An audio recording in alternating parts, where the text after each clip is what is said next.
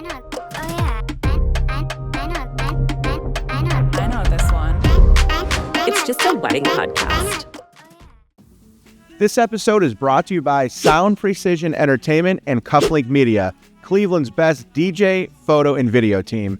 When it comes to your big day, why juggle multiple vendors when you can have one amazing team? We're going to save you time, money, and stress because we're better together. From packed dance floors to photos and cinematic video, we've got you covered from I Do to The Last Dance. Book your wedding dream team today at spedj.com and cufflinkmedia.com. Find the links in the description below. What is going on, guys? We are back with another episode of the It's Just a Wedding podcast. How we doing? How we feeling? Pretty good. Pretty good? Mm-hmm. Every episode, Jules, like, pretty good. Yeah. So That's just the beginning before of the this day. episode started, literally about 45 seconds ago, my co-host Nick has just declared himself, and I quote, the king of podcast. I was called the king of By who? podcasts. By who? No names, please. It's probably a family member. And I have then fans. Don't you guys worry. I have fucking fans. our tech guy John said he probably writes it on his mirror in the morning so that when he looks in the mirror, he sees the king of podcasts. Listen, we could have a whole episode about tech guy John, but we'll spare him. Whoa, John. I feel like that's a vlog coming up about what goes on behind the scenes here. Yeah, we'll get some behind-the-scenes footage when we start doing vlogs, especially when we do the Pittsburgh DJ Summit. We'll get a little John action in there. We're going to do a John count every time he drives and ignores and doesn't come out and do fun stuff. Wow, brutal. Brutal for John. All right. Anyways, you guys know the how we do things here at the podcast. We're going to start off with a quick horror story because we got a lot of good stuff to get into today. So this horror story is pretty simple, but it is horrific. I have to be honest. Boy. So having done this for a long time, we've all seen these weddings where whether it be a best man toast or an opening speech for the father of the bride, typically it's like, hey, you got about 3 to 5 minutes to say what needs to be said. You get a couple of claps. People love what you're doing. Sit down, time to eat dinner. Today's horror story is, this happened actually twice, where we introduced the father of the bride. Now, keep in mind, this is before dinner, so we've had cocktail hour. It's probably 7:30 something to 8. It is dinner time. People are there. They are hungry. Mm-hmm. And dad starts giving a speech, and 45 minutes later, dad is still talking, giving a speech. Guests are giving every social cue in the world. You're hearing talking, you're hearing tinks on the plate, you're hearing people just completely disregarding and ignoring. Are you juicing that number, or was it actually No, it 45 was minutes? actually 45 minutes. That's and he insane. lost the room after, if I'm being generous, maybe 8 to 10 minutes. So for 30 to 35 minutes, this guy was standing What there was talking. he even saying? It was like he started hours? off like it was a cold December morning when my baby girl was birthed Oh. and they put her in the NICU unit. I mean, it was like So it's a whole literally life story. it was the blow by blow of the life, and it was horrific. So the idea here, guys, is if you are a best man, a maid of honor, a father, it's your time to shine, and there's nothing wrong with preparing a speech and having some things to say. However, just understand that people realistically are going to give you about 5 minutes to say what needs to be said, and after that, the attention's gone, and frankly, it's becoming almost rude that you have a captive audience for 45 minutes who is just ready to sit down and eat dinner. That sounds terrible. That's like a stand-up comedy show right there. It was the worst. Like I was blown away by Without the how comedy. this dad just did not pick up on any of the social cues whatsoever. I mean, that's terrible. If you're going to stand up for 45 minutes, at least make it entertaining, right? At It least wasn't put on even a good. show, It wasn't good. Crack a couple jokes. If I was the bride, I would have went up there and been like, "Hey, Dad, you can sit Well, I mean, down." I felt like that's what needed to happen. Like, I thought we were gonna like play him off like Emmy style on like or Oscar style, Start cue the music. and pull the mic down and put the music up. I mean, it was bad. It was bad. But so that was today's horror story. So Short, sweet, but still brutal. Yeah. it was Yeah. brutal. There's nothing else to say about it other than tell your friends and family if they're gonna speak at your wedding, keep it to a minimum. Okay, so follow-up question then. What's an appropriate time cap for a speech? Is it 3 to 5?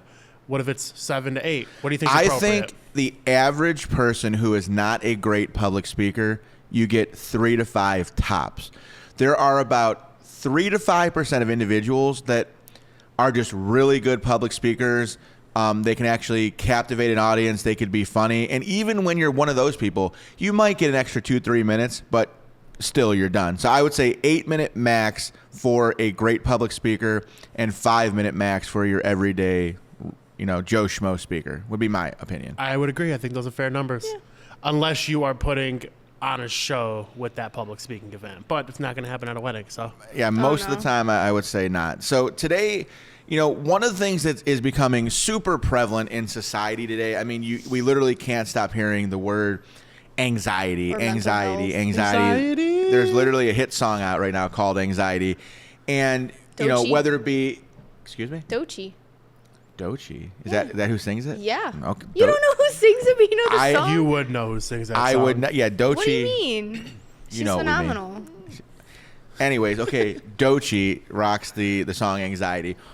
Whether it's in sports, whether it's in people's personal lives or otherwise, anxiety is becoming more and more prevalent. So I thought that it would be an appropriate subject to kind of touch on things that, brides are nervous anyways. It's their wedding day. So, some of these stories or things that we've seen over the years that just exacerbate or cause even more anxiety. So I thought that'd be kind of a fun topic to get into. Sure. Mm-hmm. So the first one, Miss Julie, has to do with photographers and how shady a photographer could be. So I'm going to give you guys a scenario that I've seen. These are all things that I've seen in real life, and then I want to know your guys' thoughts and opinions. So the photographer who outsourced the whole wedding. So a couple booked their dream photographer, only to find out that he sent a random freelancer on the wedding day. He later slapped his logo on the edits and charged a luxury price.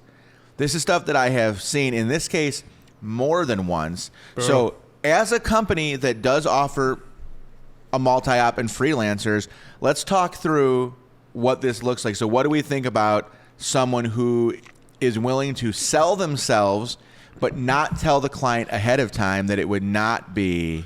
I mean, that's a red flag. You have to be transparent in any form of business. If you are selling yourself as this primo company who, you're someone's dream photographer, but then you don't show up and you send somebody else to do the heavy lifting, that's not okay. You can let the client know, hey, I'm super booked. I have to put one of my guys out there. But transparency is the key thing. And I'm sure if you told that client, they wouldn't have a problem with it. Also, that makes me wonder if all of his work is done by someone else at this point. Yeah, I think that's fair. He already sold himself, but then sent someone else and then slapped his stuff all over it. No, yeah, I think I agree. Transparency out there. I question that guy's brand. Who the fuck is this guy, Well, so I think, so we're a good example, right? So what we do both on the DJ side as well as the photo video side is we say, hey, look, obviously we are not comfortable as a company with putting anybody up to and including you on the contract or even me as the owner. There's just too many things in weddings that can happen. But what we do tell our clients is, hey, look, they know ahead of time that, we list multiple DJs, multiple photographers on our websites and their portfolio. So we say, hey, look, take a look through our photographers, read some of the information, and pick your top 2, 3, 4, same thing on the DJ side. And we're almost always able to oblige when people pick, multiple people. And then we like to make it official roughly about 3 to 4 months out. And I think that's a reasonable time frame because we never want to make promises that we can't keep, just like this guy did. I don't want to say, yes, you absolutely 100% get Julia to shoot your wedding because, God forbid, Julia gets in a car accident or Julia gets engaged or, things happen. So we feel pretty comfortable that barring a complete emergency, that 3 to 4 months out, it's hey, you can feel pretty comfortable that this will be who That's your fair. DJ is, your photographer, your videographer. So if you're going to have a takeaway, ladies or grooms, the lesson might be to make sure you ask the question, who is my actual photographer going to be on my wedding day? Yeah. And potentially even, is there a way for me to meet that person? Yeah. Also do your research because I know some people might lie straight up to you about, hey, you're getting me, and then you put someone else out there. So just make sure you do your research on that person, the company, whatever it is, just so that you know if they've done something like that in the past. Because it's always out there. People leave reviews, especially if it's bad. Yeah, I mean, so this topic in general, we all talk about the race to the bottom in these Facebook forums, but I can tell you right now, some of the the stories that you can read on this exact topic will just, I mean, for me, it's like just pop the popcorn, sit down, and have a good time reading some of the. Facebook is huge for that. Yeah. They'll destroy people. They'll They destroy will tear names. you They're to brutal on there. shreds. And I will also say that the 2 occasions that I've dealt with this, one of the occasions, the bride did find out like in some ridiculous time, like 24 hours in advance. But one of the times, the bride met this person on their wedding day who was shooting their wedding, and they had no idea that it was not the individual that they actually booked. That's just like a double red flag. That's like everybody swinging these around. Wow. It was pretty brutal. So if you're looking to save yourself some headaches, some anxiety, ask a couple good questions before we kind of head into that. Agreed.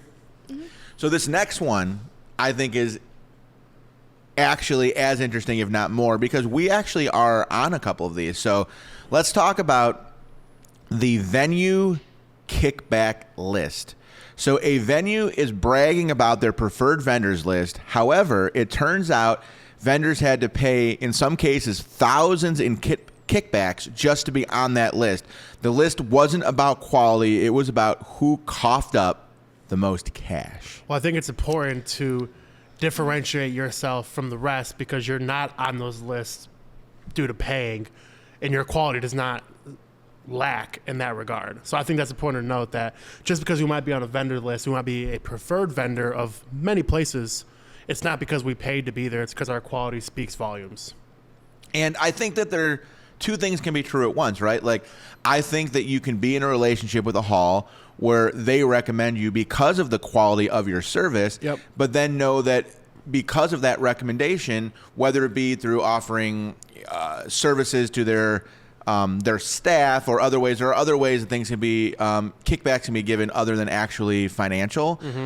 However, I think the bigger thing is what kind of person and what kind of hall are you dealing with? Because you would imagine that if you owned a hall and you wanted to offer a preferred vendors list, that whether there were kickbacks involved or not, that is going to be a direct reflection on you as a business owner or owner of a venue. And why in the world would you want to make a recommendation to a client, even if you're getting money that you know is going to be a bad experience? Right. Because ultimately that's going to come back to haunt you on the back end. Absolutely.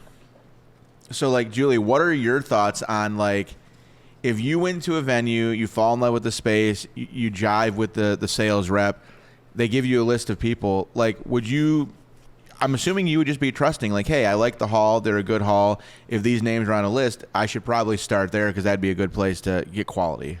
Knowing me, and I've seen vendors lists on venues and stuff like that, some of them that I've seen, I think paid to be there just because I've seen their work, and I'm like, oh.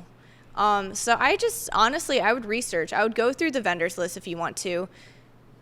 Click on them, look at their stuff, see if it speaks to you, see if it's good. If it's not, then go outside of it.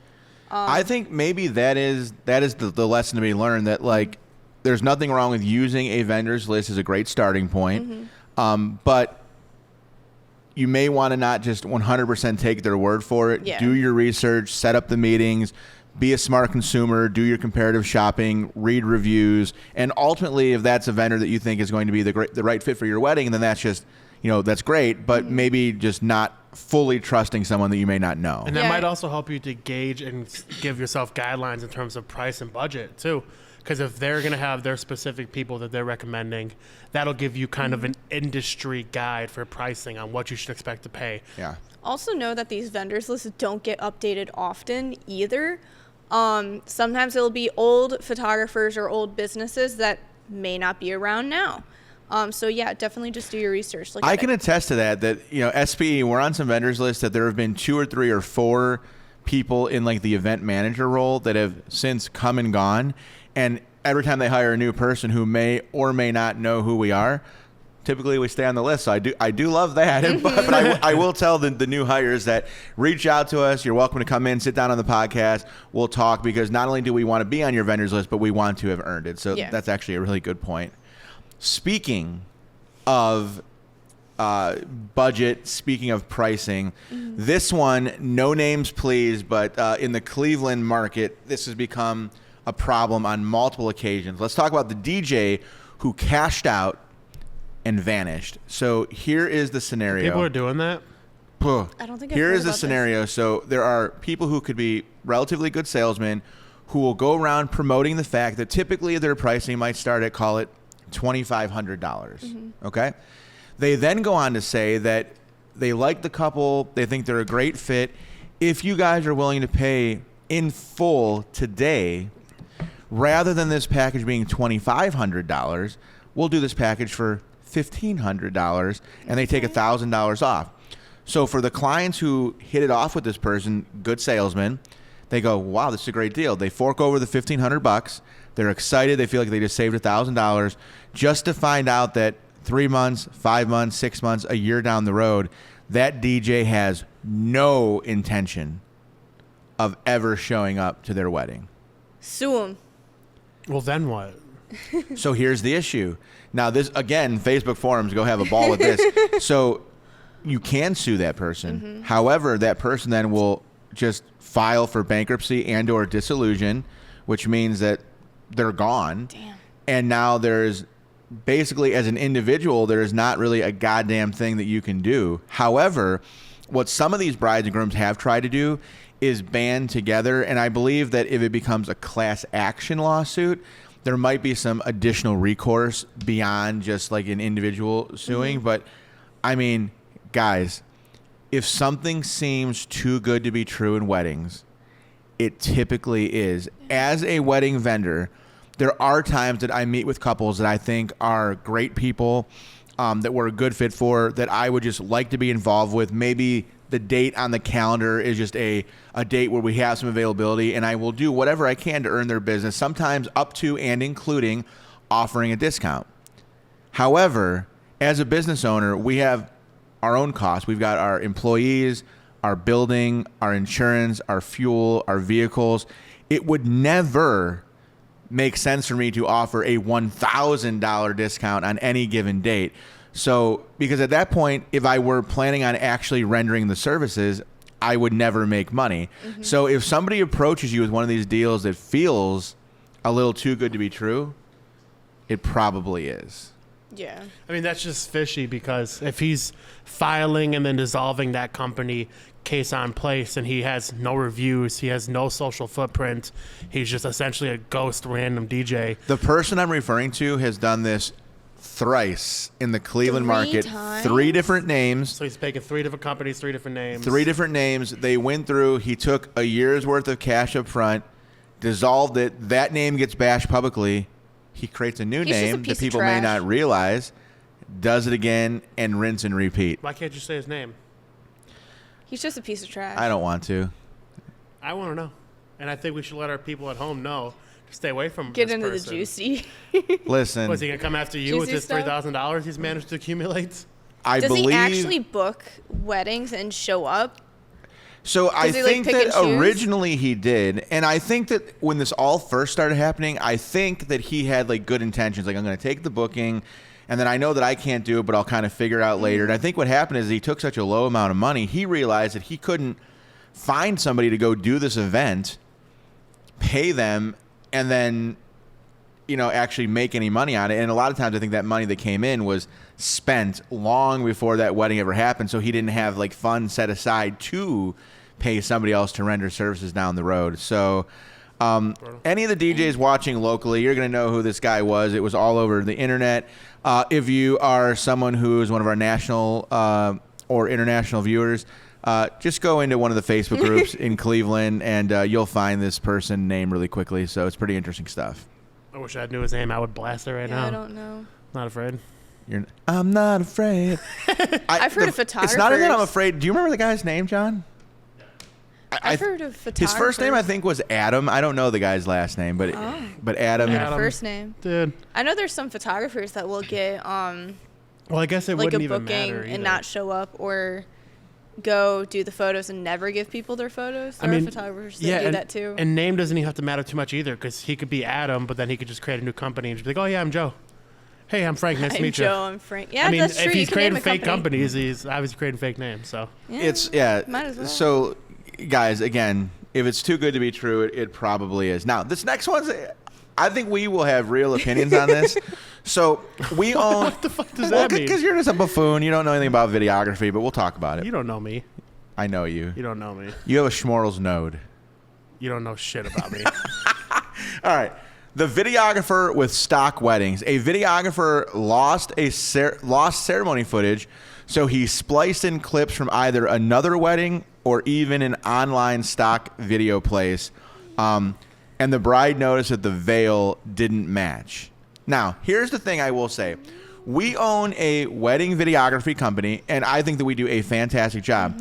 There are times where if you want to tell a story, maybe you'll take some stock footage of some florals or of flowers in a field or clouds, kind of moving in the sky, or a bee buzzing, Or that the city, kind of thing. depending on where it's at. Yeah, and even like stock sounds, Foley, city, or all kinds of stuff. Now, I think that actually enhances the project. Sure.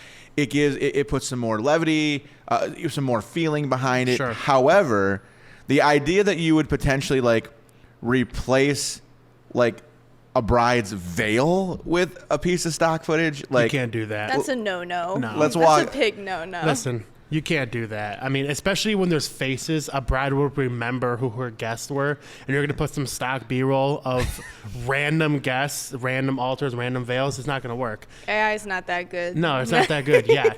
But, I mean, I understand adding a little bit keep of in mind, in this flowers, case, a the prompt is field. that he actually lost the footage. So is it like an A for effort because he no. tried? Or do you have to call up that client and be like, hey, I don't know what happened. A card became corrupted. You got to call I them would up. call the client and tell them first and be like, hey, listen, this is what happened. Because that does happen. Like, there are situations where an SD card becomes corrupt, something happens, there's always that chance with technology that you're dealing with. So it can happen. Yeah. But when it does, just be honest to your client, because they're going to be mad and upset. But they're going to be more understanding if you're true and honest with them. Be like, hey, listen, the card was corrupted. We couldn't get the files. Do you want us just to use the footage we did get and still have? Or would you like us to try to see what we can do? I think you're giving brides about too it? much credit. Like, if you call a bride and say you lost their footage, they're going to be like, fuck Well, you. Well, yes, but you got to understand, like, the technology part of it. Like, if you work on a computer, one day that computer might crash. You might not have anything come back from that computer ever again. So, like, you got to think of that. Same with phones. Like, if your phone isn't backed up, let's say your phone, you drop it and it's crushed into pieces. You can't recover anything from that. Well, so that is actually the lesson learned, and the information is ask vendors, number one, how do they back up their footage? And number two, if they do have a recovery plan in one of those awful situations. Now, I'll just use us as an example. I think for our clients to know that they should feel pretty comfortable. So first and foremost, all of our cameras are what are called dual card slot. And what that means is that both of these cards are simultaneously recording both photo and or video at the same time. So if, God forbid, one card were to become corrupted for one reason or another, we always have a backup in camera that's continuing to record. So that's number one. And extra SD cards. And we always have Always extra have SD extra SD cards. cards. That should just be a given.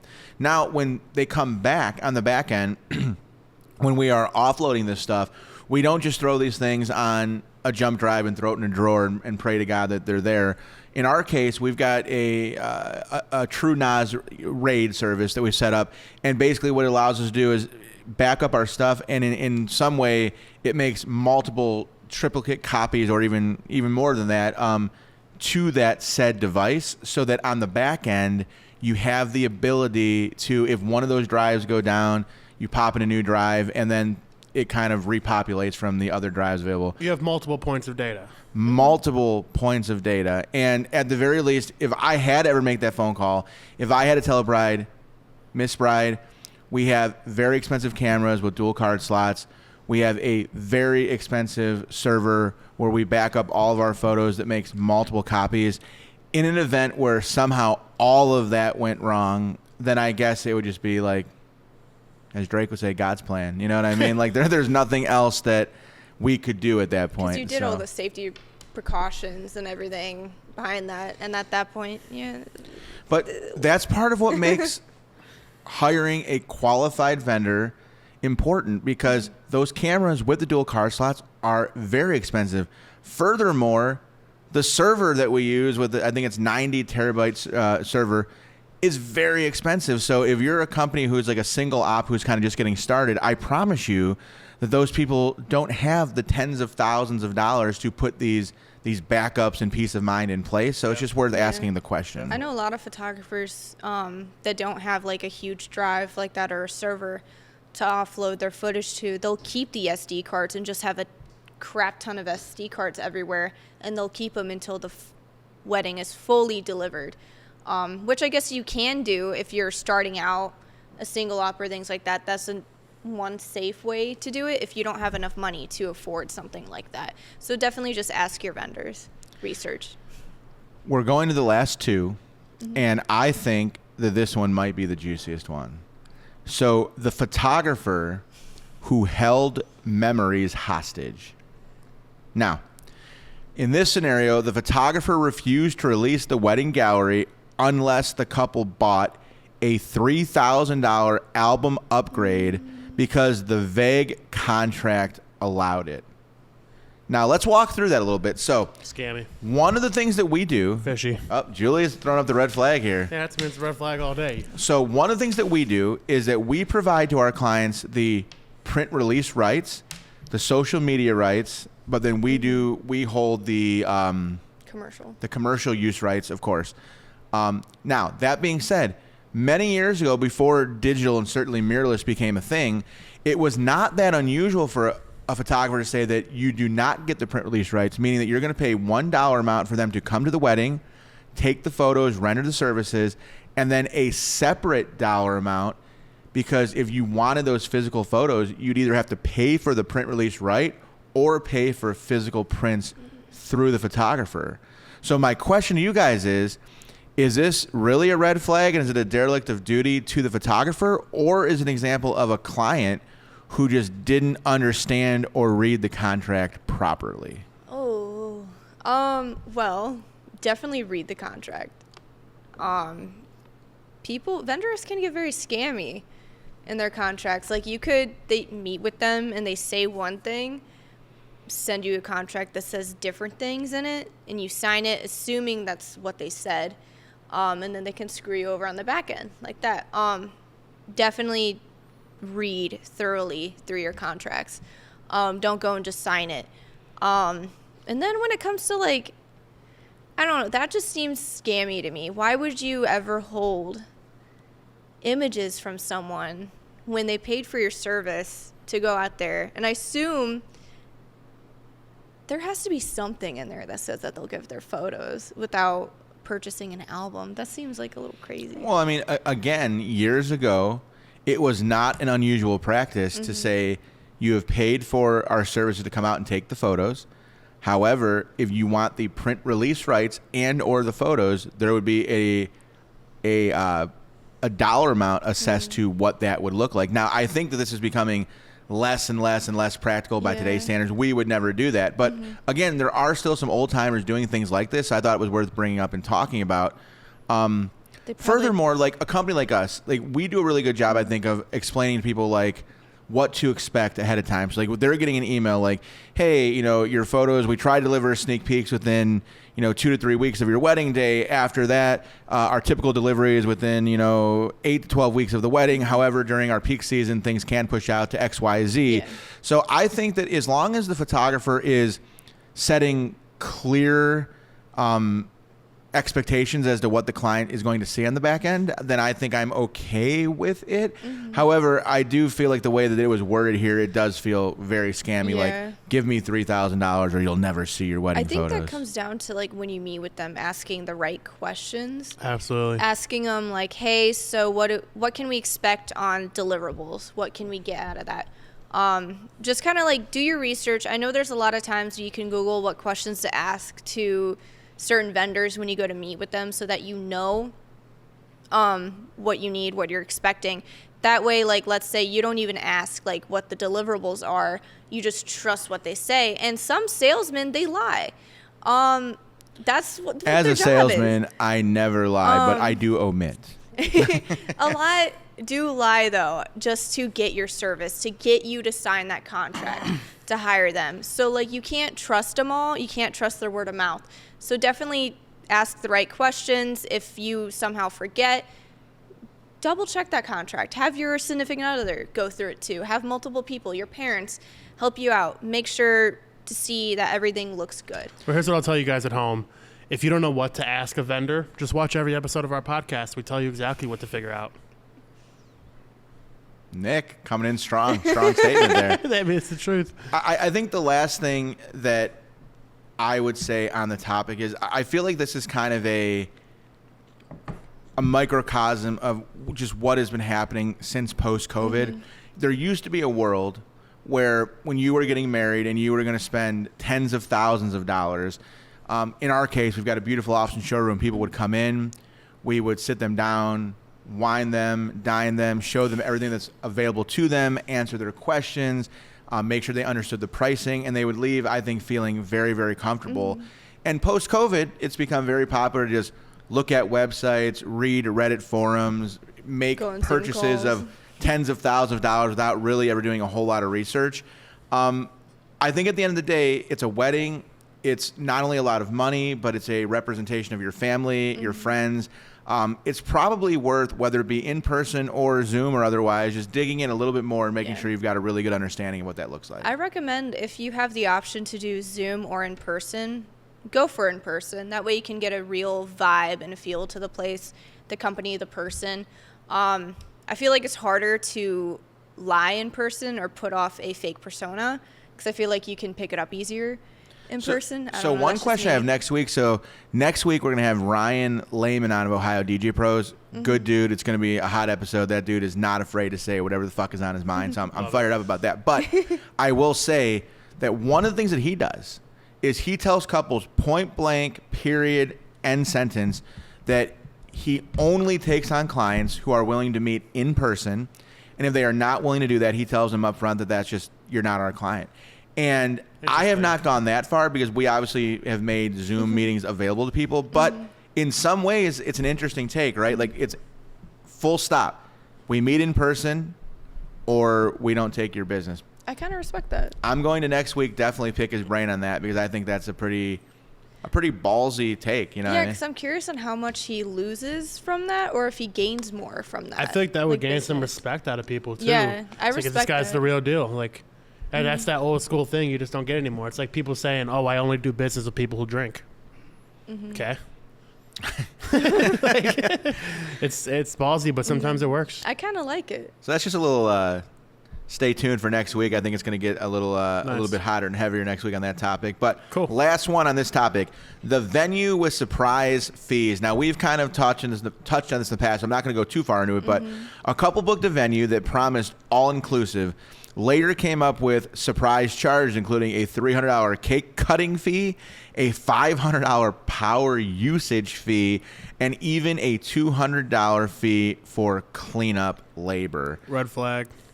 That to me is where venues can get a little out of hand. However, again, it goes back to being a smart consumer, reading the contract, asking the questions, because at the end of the day, you've just spent $20,000, $30,000, $40,000. You're getting ready to go to, Bora Bora, and you don't want to be hit with a $900 fee that you weren't expecting, right before you start, your new life here. Yeah, just read the fine print. Watch every episode of the It's Just Winning podcast.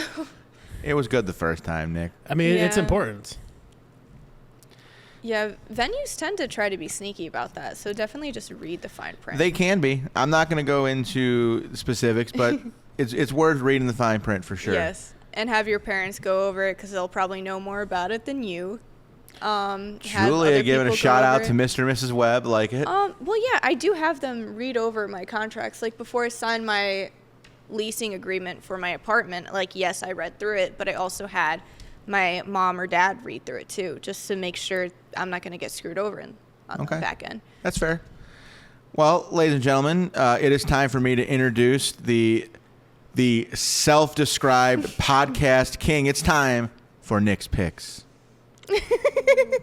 You know, again, I'm going to reiterate, I did not call myself that. I was You're called not naming who that. called you that, so I Yeah, assume it's yeah. from yourself You made me or name from the a guy friend. who told you. You didn't name the guy. I said his name was Adam. Yeah, you could have made that up. Give me a first name. You could have made that up. He's like, it's my brother Habibi. It's my best friend. So today on the Nick's Picks episode, we're going to be getting into wedding movies. Now, this has nothing to do with weddings in particular, but you could look at a movie and you could gauge how other people did their weddings, celebrities, movies, the kind of cool, fun stuff that goes on in those movies. So in some regard, they can be beneficial, but for the most part, this is just They're just fun. For the most part, this is a bullshit segment that I just kind of threw together. Well, This also, one it's topic. like fun when you're getting ready for your wedding or something, or you have a bachelorette or bachelor party to have a movie to watch, you know? And a wedding movie is great. Have a little movie. I am ready. Mine is. I can't wait. Mine's in the clip. Well, let me tell you Nick's pick, okay? Okay. So Nick's pick for Do this. a guys and a girls, because they're two different types of Okay. wedding films when Okay, it comes all to right. the ladies and the men out there. That I like that. So for the guys Nick pick, it's got to be Wedding Crashers. That's a classic. All That's a good timer. one. Vince Vaughn, Owen Wilson, hilarious. Smashing girls. It's a great movie. That's what they did. They would go to wedding to wedding and just crack chicks. So as from the girls' perspective, you know, it's tough. It is tough, but I'm gonna have to go with Wedding Planner. The Wedding Planner with J-Lo and Matthew McConaughey. That's a good one. Dude, that movie is goated. Now, there's a bunch of honorable mentions that I'll Yeah. throw in there. Well, wait, No, wait, wait, no, wait till we put ours in This there is first. Nick's pick. We don't know. Wait, it might be one of we our didn't do our picks. pick. Okay. Yeah. All right. If not, then I'll get into my list. Go ahead. Julia. Me? For guys, I think a good one is The Hangover because it's fun. Okay. It's The funny. Hangover. It's a classic. It's good. All right. And I think it's fun for the guys. That's to not really a watch for- wedding movie. That's, Yeah, 'cause that's they're like a going out for bachelor party. That's a part Well, of it's the all wedding. about the wedding. Come All on, right. All come right. on. All right. All right. We'll let it slide. Then for the ladies, I think a good one is Bridesmaids. Okay. That one's Bridesmaids a is good one. classic. Okay. All right. Mine is going to be the best one, for the record. Don't think so.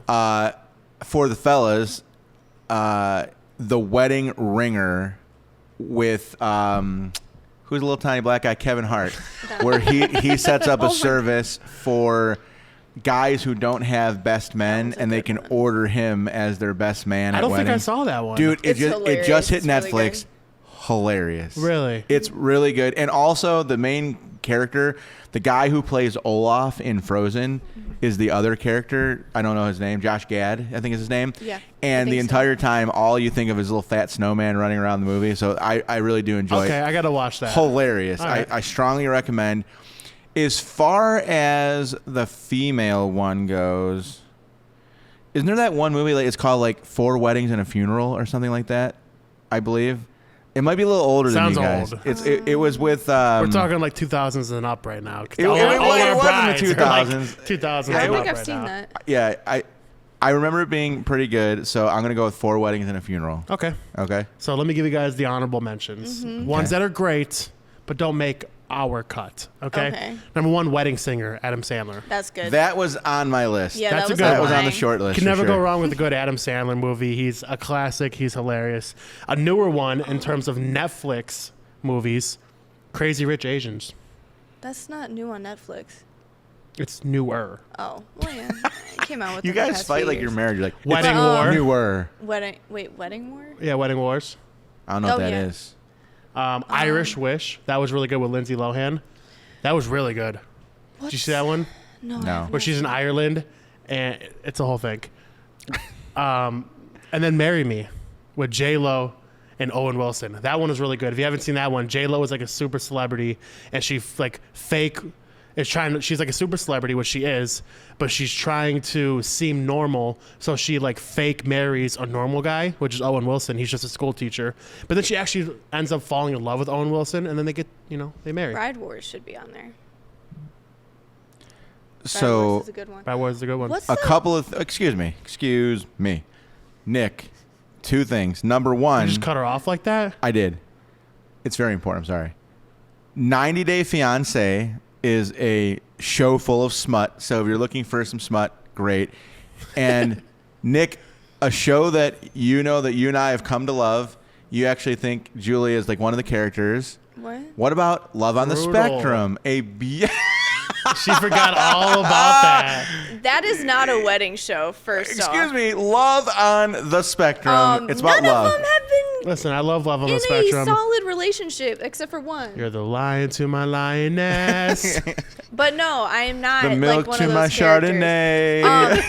Anyways, what is that one movie with what's that guy that played in Grown Ups and also he's like the mall cop? What's his name? Paul Blart. What's his James, Kevin James? Kevin James. What's the wedding movie he's in? I don't where know. He's like trying to learn how to dance. There's all kinds of like love story Where wedding he's movies. doing the Yeah. little the ear. What do they call those things? Yeah, what's that one? That was a good one. I don't remember. Yeah, there's a lot of I good was like, ones. There's a wait lot a of good minute, ones that was a out good there. one. I can't. What's the think rest of of the lyrics? You're my milk to my Chardonnay. My Prince Charming doesn't Did bring he say me milk? flowers. You know I'd rather have gummy bears any day. I think you should be on that show. What is that girl's name? Julia, you look like Abby. Danny. Abby. That's a banger. It's a good song. That's I have it downloaded on my phone. That is a really good song. I do not look She's like just one of the upset because I characters. said she reminds me and looks like Danny from that show. I don't look like Danny or remind him of Danny. How can you tell him what you Yeah, remind how can you him tell of? me what I think of you? I am not Danny. On She's the like, show. excuse me, Nick, you don't think that of me? Yeah, no. The thing you're, about Danny you're on that show wrong. is I do feel bad for her because all she's trying to do is catch a dick the entire time. She was freaky, dude. And this guy is like, he was like, I think I'd like to wait. Like, what's that dude's name? Yeah, Solomon or yeah, something? Solomon. Or Simon. Or he was just like, right now, Danny, I just don't know that our relationship is Yeah, comfortable. she was freaky. She was reading books on like how to kiss and like she was ready, dude. And All she wanted to do was The catch. first guy she went on the date was ready, but then she's like, nah. Dude, Danny is looking to smash. Now, Danny, I can tell you this if you're watching. Nick would probably smash you, Danny, to be honest with you. You're just gonna say that on air? Would you smash Danny? Be honest. I mean, would you smash Danny? No comment.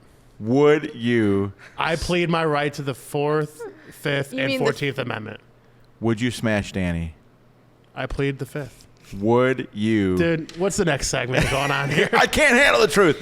You know you would. All right. This next one's kind of fun. So it's called The Wedding Price is Right. Guess the real cost. So what I'm going to do here is I'm going to give us each a category. So wedding, entertainment, photography, video, and I'm going to give a number. And we are going to guess, is the number that I give higher or lower than the important part, the national average, not the Cleveland average. So New York, Miami, LA included. I like this game. Okay. I'm going to do bad. I'm bad with this stuff. All right. We're going to start off with one that is near and dear to us. Wedding entertainment. Now, keep in mind, this is DJ or live band falls under entertainment. Ooh, live bands are expensive. Is the number of $5,000, is that above or below the national average? I'm going to say above.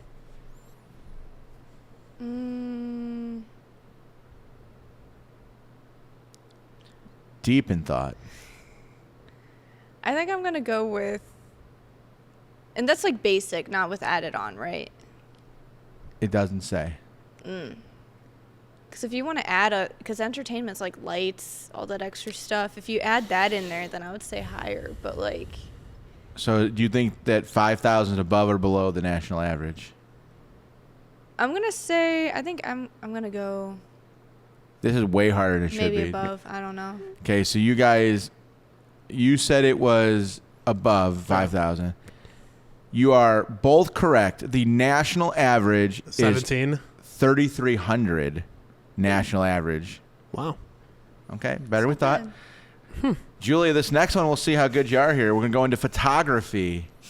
I'm not good with this stuff. Photography, took a long time national for that first one. average, Yeah. $2,200. Is that above or below the national average for wedding photography? I'd say that's below. 2,200. I think that's below. You're both correct again. The national average is $2,800. I was gonna say about 3. Yeah, I was gonna say around 3. Okay. This one, well, I'm good at this. wedding videography. $3,500 above or below the national average? I'd say below.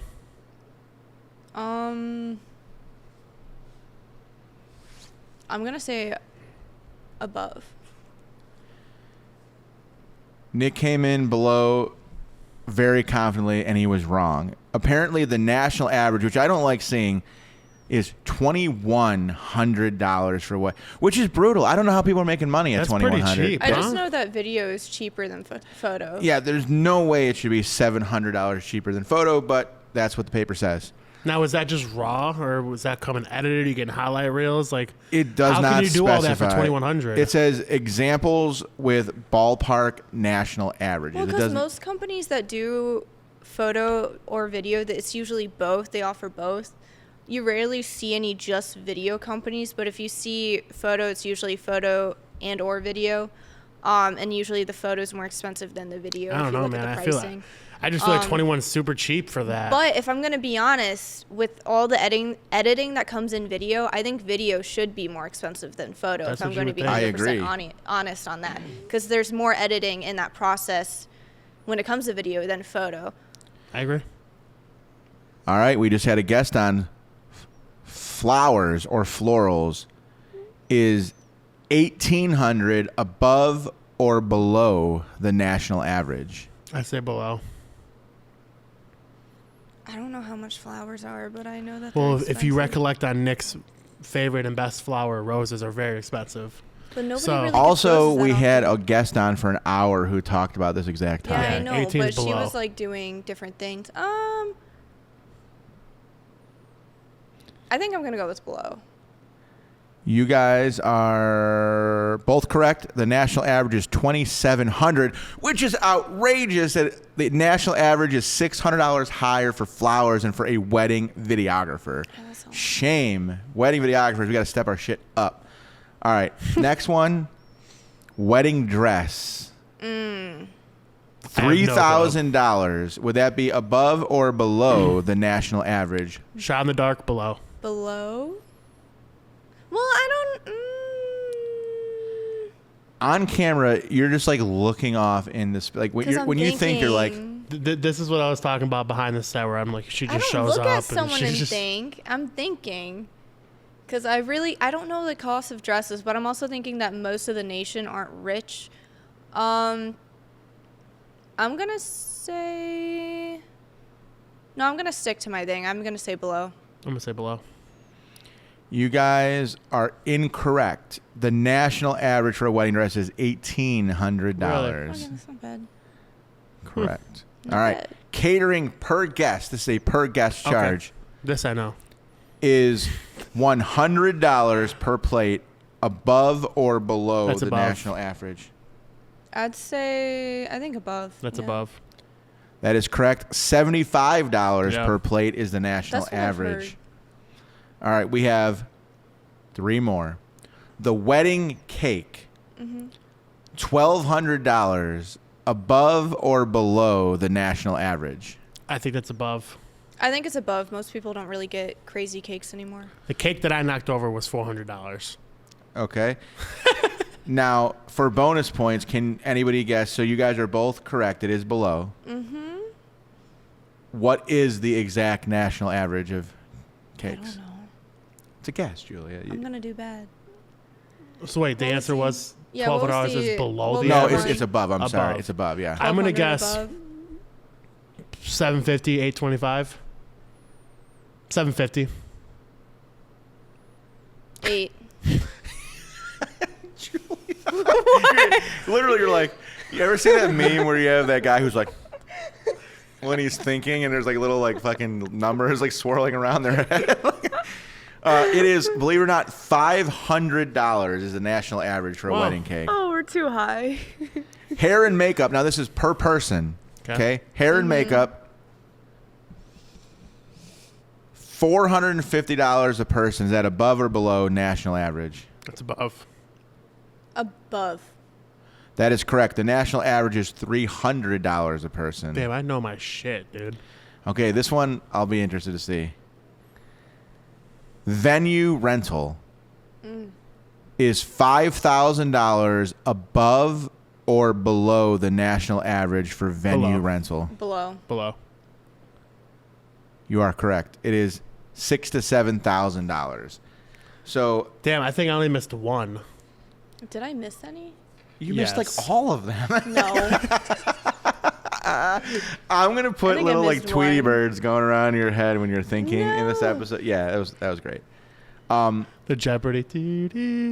Well, I'm not gonna stare at someone thinking. That's weird. I'll stare at the camera. Don't do That's that. even weirder. All right. If it was even on that camera. Anyway. That was a very good and rousing game of The Wedding Price is Right. Guess the real cost. So, okay, you guys That was did. good. I like that. I feel like you proved yourselves as real wedding professionals because it wasn't a complete clusterfuck. Yeah, for now sure. they could actually listen to what I say and take what I say to heart because I know my stuff clearly. All right. It would not be an episode of the It's Just a Wedding podcast without us doing a Jules Rules. What do you got for us today, Julia? She goes, She's like, oh, yeah. I That's forgot right. about it. No. So today for Jules Rules, we're gonna talk about just scheduling buffer time. Buffer time can come in to just talk to your photographer. Not for to be one. confused with buffet time, right? Yeah. Don't. Well, you should always schedule buffet So, time. real quick, if we do have any cardiologist listeners or dietitians, if somebody could please explain to Nick and most importantly his uncle, who's a good friend of mine, that eating buffets 5 to 8 times a week is probably not a good idea. You're juicing it. Let me ask you a question. 5 Nobody's time? eating buffets 5. Nick. That's a lot of money. You've eaten buffet a minimum Okay, do of you 3 go times a week. once No. or twice Nick. a week? Once a week, probably, if we're Nick, being honest. Nick. Sometimes Nick. twice. Where did you eat dinner last night? I think once a week's a little Chili's. crazy. You did not eat dinner at I Chili's. went to Chili's. You went to the fucking Golden Corral. Did You went not. to Golden Corral? We did not. We made an audible and went to Chili's. I don't believe you. Swear to God. Why? Because Jimmy was all hyped on the corral. Habibi said that he wanted mozzarella wedges because they went viral a long time ago. And the mozzarella wedges were actually really good. Where? And now the At new chicken Chili's? tenders are going viral at Chili's, too. So I'm surprised Chili's is still open. Chili's is gas, dude. Listen, There's like not that many out there. I I've think got the us ones off around where I topic. live- Fuck Chili's. Jules rules. Damn Don't it. eat What's too wrong many with you? buffets. Just stop You're the eating one those who buffets. started Wrong with talking you? about buffets. They're not good. Mine was a quick comment. He turned it into a whole thing I got to put a chapter for now. It's not good for you. Don't eat buffets. Back to Jules Rules. Please. Talking about buffer time. So when I meet with my clients, I always put like 5 to 10 minutes for buffer time in between each event. Maybe even 15, depending on what it is, just in case things run behind. Yeah. When it comes into buffer time, I'm also going to touch on driving time. If you're going to different locations, make sure you know how long it takes to get from, getting ready location to where you want to get your photos done, like location. Right. Put that drive time in there. Also consider if you're going to different locations, maybe have some extra room on your party bus or limo so that your vendor's photographer or videographer can ride with you. I know in downtown Cleveland, parking can be an issue. Yep. Either the vendor will have to drive separate, struggle to go around, find parking, or they have to pay for parking on their own, and no vendor really likes to do that. So just having them ride with you so that, the time isn't set off. Yeah, especially on photos. That's a good Jules rules. We've said it on a lot of episodes, and we'll continue to say it. Like, you have to consider just the itinerary, the timing of the day, and everything that comes along with it. Because if you want to potentially lose large swaths of your wedding day, one way to do it is by just not planning things like time properly. And even when it comes to time, most of the time weddings do run behind a little bit. Don't get overwhelmed. Don't get stressed. Just know that nothing can go on without you. Get those photos that you really want done. Get the videos that you want done. Take that time to step out, take a breath before you start your reception, before you start the ceremony. Relax a little bit. Because if you don't, you're going to regret it. usually weddings only happen once. Get what you want. Get what you need. Don't care about the time. As a photographer, I love what I do. I love taking photos. If things run behind and I have to stay 15, 20 minutes over, I'm fine to get that extra shot because I want to make sure their day is as wonderful as they want it to be. Well, here's the important thing I'll throw in there from a DJ perspective. If you guys are running behind in your photos, family photos, sunset photos, and you're over 20 minutes, that's just going to burn into your dance set, which is completely fine. Get the stuff that you want to get done because whether your guests and yourself dance for 3 hours or 2.5 hours, it's not going to matter. But what is going to matter is missing out on a photo that you didn't get a chance to get. You can't get those again. That's like a one-time and done scenario. You can't go and ask everyone to dress up again, go to that venue again and do those pictures. That's not going to happen. That's not realistic. One of my favorite things I remember is, because you said it's a once in a lifetime, so we did this wedding for the bride and knocked it out of the park. Unbelievable wedding. Loved it. Dancing. Everybody's drunk. She comes up to me and John at the end of the night and she said to me, oh my God, you guys are so great. I'm definitely hiring you for my next wedding. What? She said that on her wedding night, which that just made me think of that, which was awesome. So shout out. If you happen to get divorced and get married again, you do you. Go queen, whatever. But go queen.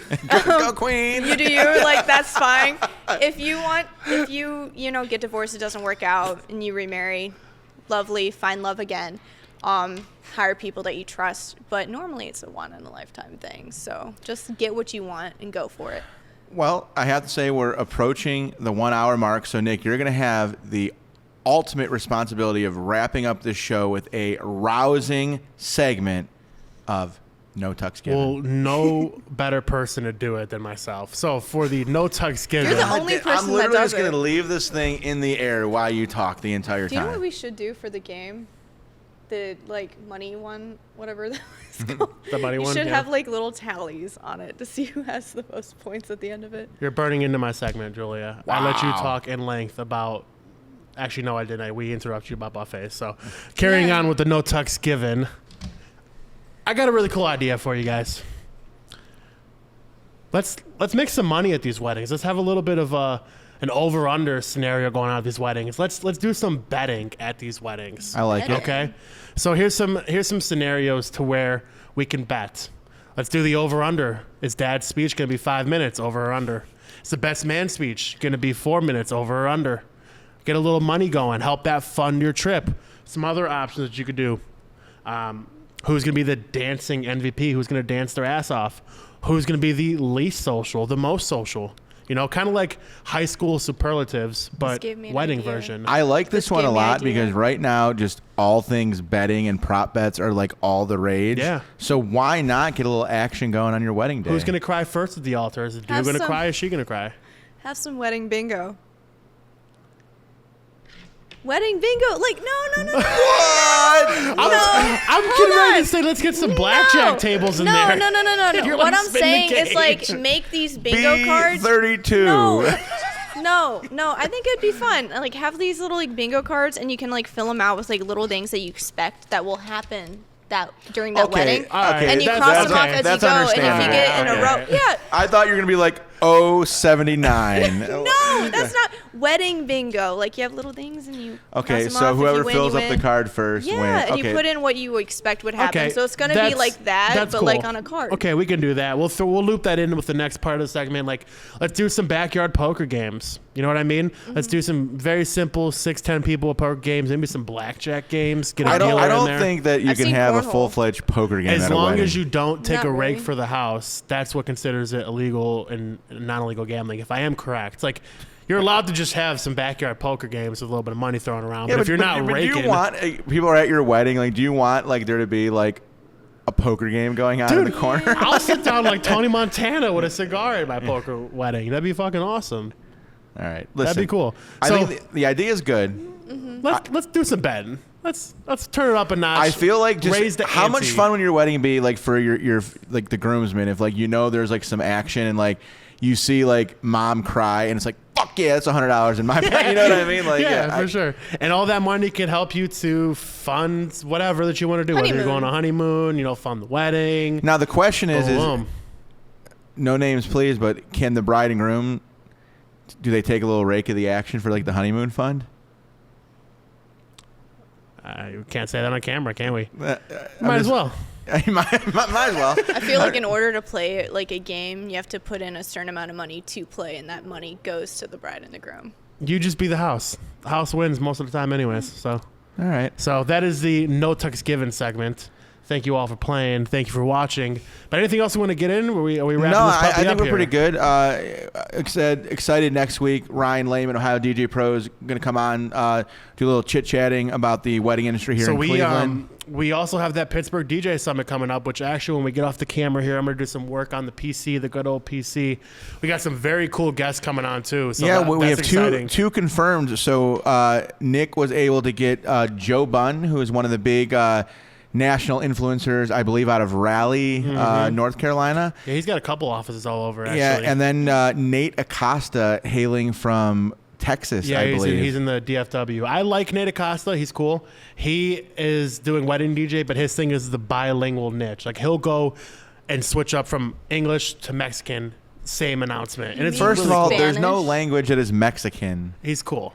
I can't It's wait to talk Spanish. to Nate. Mexican is you not fucking a retard. language. I can't wait to talk to Nate about his bilingual niche. So that's going to be cool stuff. We're going to be vlogging that, so make sure you guys be on the lookout for Also, that. if anybody who watches this knows Nick Spinelli, he's going to be in Pittsburgh, keynote speaker. Would love to get Nick on the podcast. We find him funny. We think he'd be engaging. So get us in contact with Mr. Spinelli. But as always, listen, guys, we're super excited. The numbers have continued to grow. You guys are following us and liking us and all the things that need to happen, subscribing, so we do appreciate it. Please continue to do so. Yes, make sure you guys ring the bell. Ring the notification Can't bell. forget about the bell. All that stuff. But in the meantime, we're going to keep doing things. We are heading into the slow season here in Ohio, so we'll have some time to do some even more interactive and cool things. So we're excited about that. But that being said, it's just a wedding. It's just a wedding podcast.